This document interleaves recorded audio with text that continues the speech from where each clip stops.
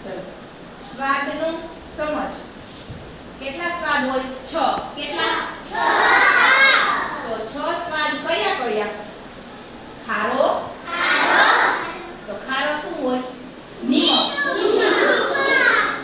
કયો તોય ભલે મીઠું કયો તોય ભલે ખારો સ્વાદ કેવો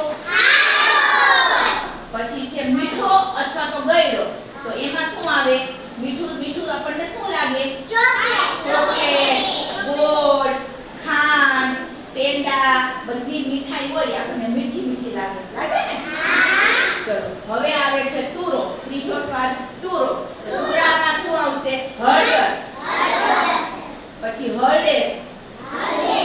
આખી આવડી હોય તમે ના ખાતી હોય ના જોઈએ હોય બરાબર આપણે હળદર લઈને આવી છું તો હળદર